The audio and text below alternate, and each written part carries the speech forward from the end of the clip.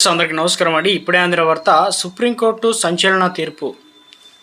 చరిత్రలోనే మొట్టమొదటి దాంట్లో లేటెస్ట్ అప్డేట్ అయితే రావడం జరిగిందండి. సో ఆ వివరాలు ఏంటనేది కూడా వీడియోలో తెలుసుకుందాం. వీటిని చివరి వరకు చూడండి, అర్థమవుతుంది. మొదటిసారి ఛానల్ వస్తే తప్పకుండా సబ్స్క్రైబ్ చేసుకోండి. చూస్తున్నారు కానీ లైక్ చేయడం మర్చిపోతున్నారని వెంటనే లైక్ చేయండి.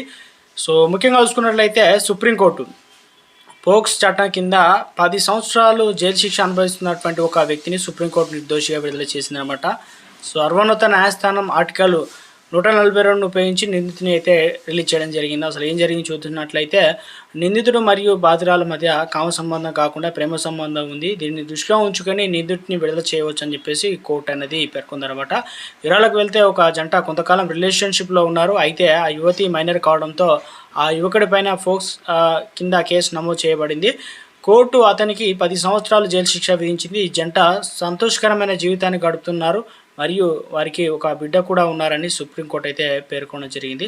సుప్రీంకోర్టు ఏం చెప్పింది ఏంటంటే, సుప్రీంకోర్టులో జస్టిస్ దీపంకర్ దత్తా మరియు జస్టిస్ అగస్టిన్ జార్జ్ మసీవ్ల ధర్మాసనం ఈ కేసును తీర్పు అయితే ఇవ్వడం జరిగింది. నిందితుడు ఫోక్స్ చట్టం కింద దోషి అయినప్పటికీ చట్టం యొక్క కఠినత్వం అన్యాయానికి కారణం కాకూడదని చెప్పేసి క్లియర్గా చెప్పడం జరిగింది. కోర్టు హెచ్చరిక ఇచ్చిందనమాట. అంటే కేసు విచారణ సమయంలో ఆ యువతి కూడా కోర్టులో ఉంది. ఆమె తన భర్త మరియు బిడ్డతో చాలా సంతోషంగా ఉన్నారని కోర్టు అయితే తెలిపిందనమాట. ఆ నేపథ్యంలో సుప్రీంకోర్టు నిందితుని హెచ్చరించి రిలీజ్ చేయడం జరిగింది. భవిష్యత్తులో నిందితుడు తన భార్య బిడ్డను గౌరవంగా పోషించాలని మరియు వారిని వదిలివేయకూడదని చెప్పేసి సుప్రీంకోర్టు అనేది ఆదేశించింది. ఒకవేళ అతను అలా చేయకపోతే దానికి తగిన పరిణామాలు కూడా ఎదుర్కోవాల్సి అయితే వస్తుందని చెప్పేసి హెచ్చరించిందనమాట. అయితే సుప్రీంకోర్టు ఆర్టికల్ 142 ఉపయోగించడం ఇది మొదటిసారి కాదు.